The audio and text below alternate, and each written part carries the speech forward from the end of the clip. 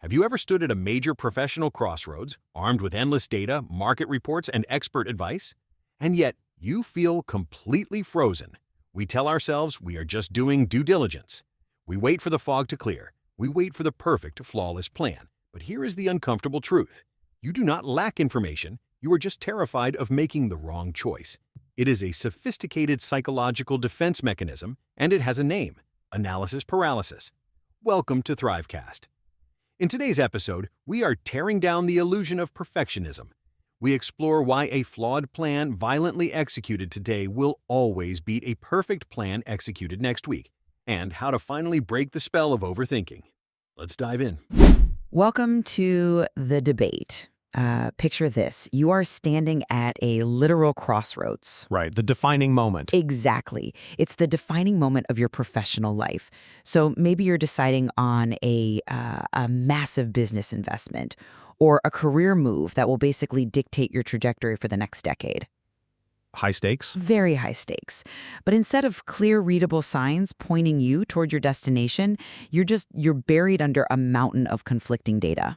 Oh, yeah. Market reports, unsolicited advice. Right, all of it, and you are completely frozen.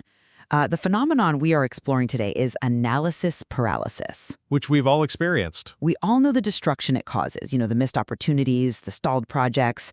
But there is a really profound disagreement about the underlying mechanism here. I'd say so, yeah. Think of a pilot navigating through a storm. Does the plane stall because the pilot is too afraid of making the wrong turn? Or does it stall because the dashboard is flashing like 20 conflicting data points and the human brain just cannot process that much visual noise?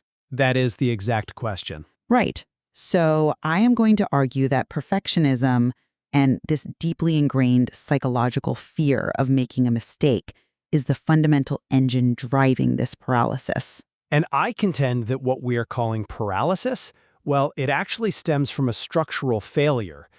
Specifically severe information overload and just a lack of bounded decision frameworks. Let's really unpack this psychological mechanics of this first, because I think we often give human psychology a free pass by blaming our spreadsheets. Okay, fair enough. When we look at how analysis paralysis manifests, it almost always starts with a very reasonable, seemingly innocuous thought. You tell yourself, let me just think about this a bit more. Which sounds like prudence. Exactly. It sounds like due diligence. But then days pass, weeks pass, the launch window closes, and the decision is just unmade. Right. I argue this happens because the individual is just terrified of a flawed outcome. The pursuit of the perfect plan stops being about gathering useful data. It morphs into this psychological defense mechanism. A defense mechanism against what, though? Against the vulnerability of taking action. I mean, when you make a choice, you are suddenly accountable for its flaws. If you just keep analyzing, you remain in this safe hypothetical space where you haven't failed yet. It's an internal rot. It's an impossible standard of perfection that guarantees you remain stuck at that crossroads forever. Well, I come at it from a different way. I view this not as an inherent flaw of human perfectionism, but as a mechanical breakdown caused by the environment itself. A mechanical breakdown? Yeah. We need to talk about cognitive capacity. The human brain, specifically the prefrontal cortex where we handle, complex decision-making, it operates with a finite amount of working memory. Sure.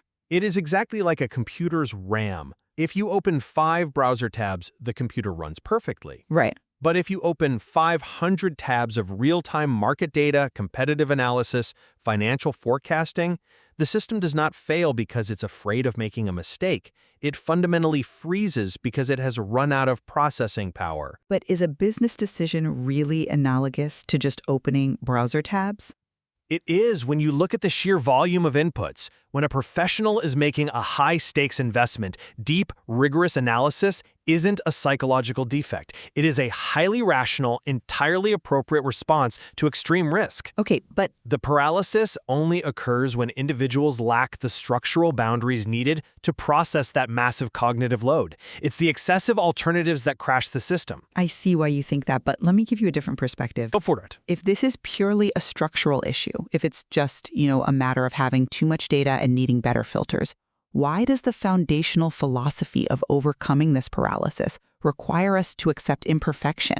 Well, because that is the core requirement for moving forward. Accepting imperfection is not a structural mechanism.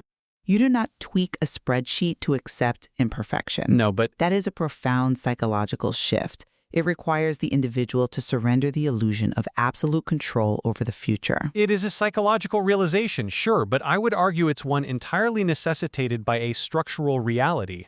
How so? You have to accept imperfection precisely because the data set in modern business is just too large to ever process completely. But let's look at the actual sequence of events here. Okay. How does a professional physically and neurologically get stuck? The hesitation is triggered first by the environment. You don't wake up paralyzed in a vacuum. True. Possible option, along with an avalanche of information. The external stimuli hit the brain before the fear response even activates. Wait, I have to push back on that sequence. Let me just finish the thought. You're standing at the crossroads, the data floods your working memory, the cognitive architecture overflows, and then the system freezes. The fear of making a mistake, that anxiety, that's a secondary reaction. I would argue the exact opposite, actually. Really? Yes, because the complexity of a business investment or career move is simply a constant in the modern professional landscape. The data is always there. What changes is the internal state of the decision maker. Okay, but the volume of data has objectively increased. It has, but I like to think of this data environment not as a crashing computer, but as a deep, fast-moving river. A river? Right. It's difficult to cross, yes. It requires focus, but it is fundamentally navigable if you accept that you are going to get your boots wet. Ah, I see where you're going. Perfectionism is the refusal to get wet. The information overload, the current of the river, is just the reality of the terrain. Perfectionism is what happens when you stand on the bank, frantic, trying to engineer a way to cross the water without a single drop touching your clothes. That's a fun analogy, but And the harder you fight to find that one flawless path, the more you agitate yourself, which is why you never cross. I mean, think of it like quicksand. The information overload is just the sand. But perfectionism is the struggle that actually makes you sink. I'm sorry, but I just don't buy that. Why not? Let me tell you why. Your river analogy assumes the environment is somewhat passive, right? Or at least a natural, neutral obstacle. Sure. In modern high-stakes environments, the data is not neutral.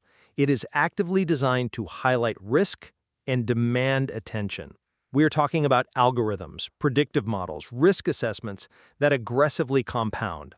They compound, yes, but you still choose how to engage with them.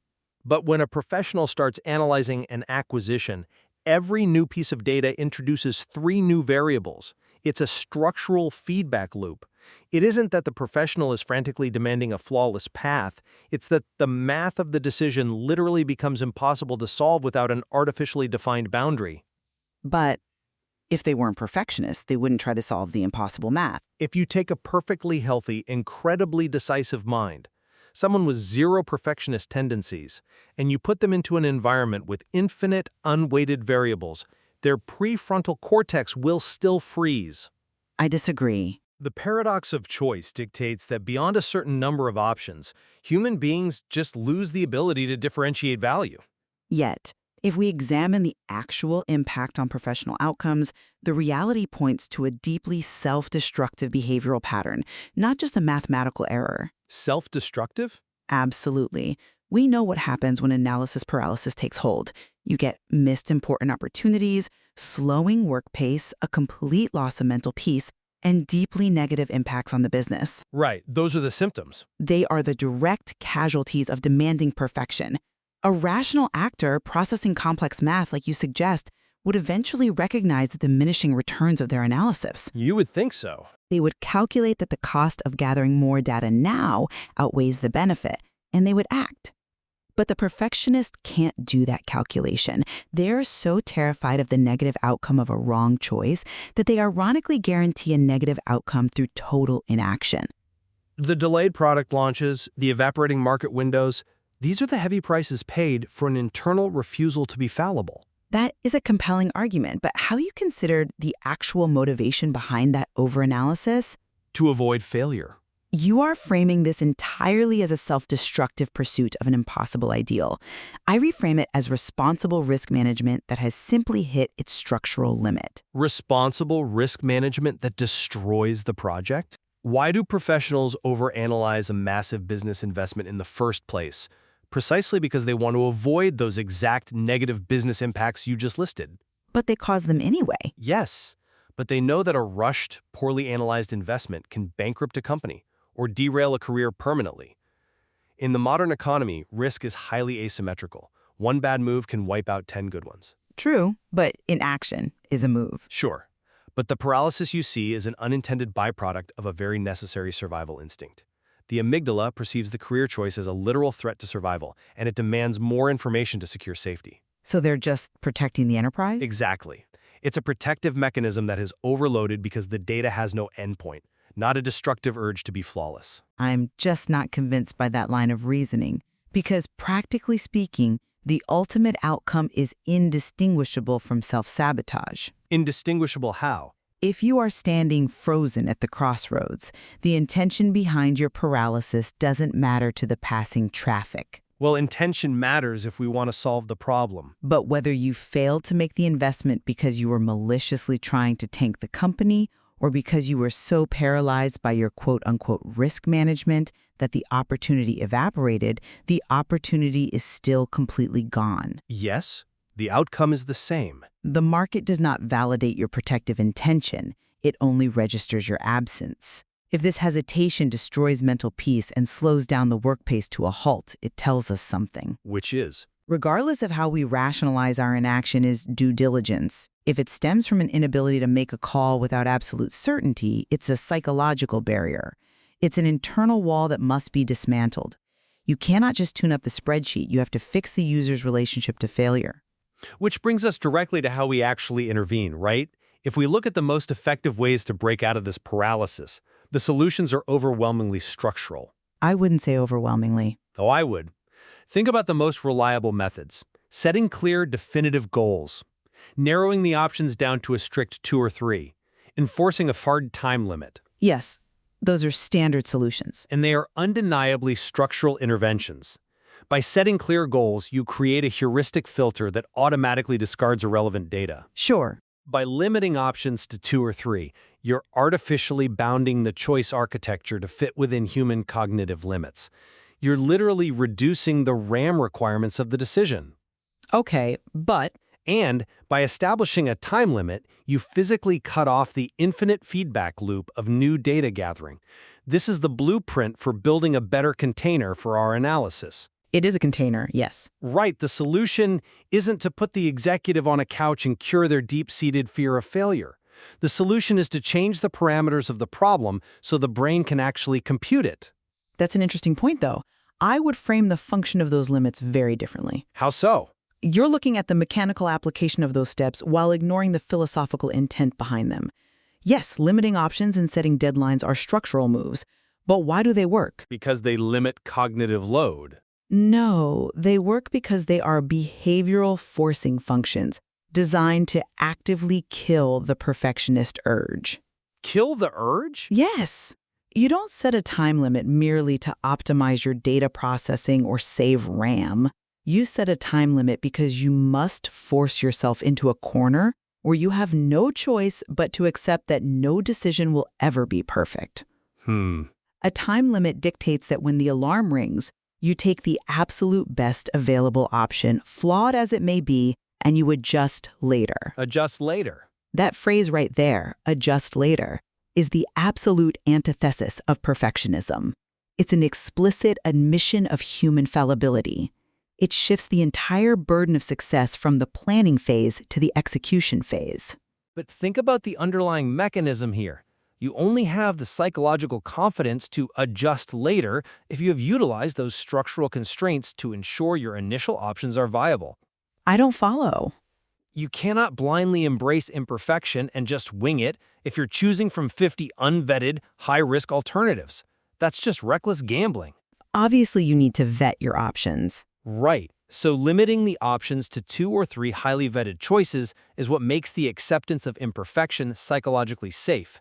The structure mitigates the catastrophic risk, which then lowers the activation energy required in the brain, allowing the professional to finally take action. So you're saying the structure enables the psychology? Exactly.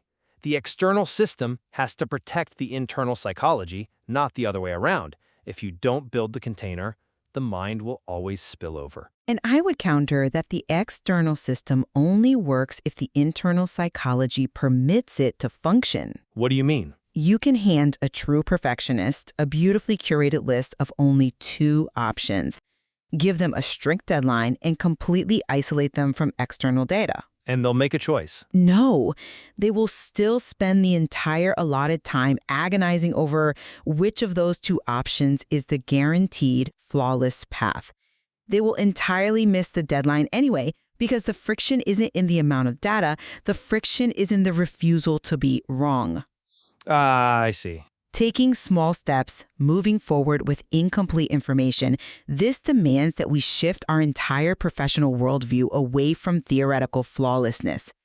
It requires us to deeply internalize the reality that action, no matter how small, beats inaction every single time. Action beats inaction. A flawed plan, violently executed today, is better than a perfect plan executed next week.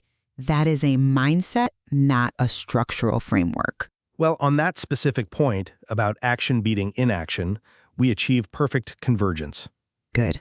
Regardless of our disagreement on the genesis of the problem, the bottom line is undeniable. Taking a first step and focusing on continuous improvement is vastly superior to waiting indefinitely for a perfect plan. Absolutely. Whether the barrier keeping you at the crossroads was a massive, unstructured dataset overloading your working memory or a deep-seated, loss-aversive fear of failure, the prescription ultimately leads to motion. Motion is the goal. Right. By taking small, calculated steps, you allow yourself to test the waters. You gather real-world, empirical feedback instead of theoretical data, and you pivot accordingly. It transforms decision-making from a singular, terrifying, monolithic event that you must get right into a fluid, ongoing process of navigation. Exactly. It breaks the spell of the crossroads. It moves you from the realm of theory into the realm of reality. We are left with a profound professional challenge here. We really are. Whether we believe the solution is to build more robust, rigid external structures to filter out the overwhelming noise of the information age, Which I still say is crucial. or whether we believe the solution is to do the difficult, uncomfortable internal work of accepting our own fallibility and letting go of our ego, the ultimate goal remains identical. Yes. We have to make the leap. We have to be willing to look at the imperfect options in front of us and take action anyway.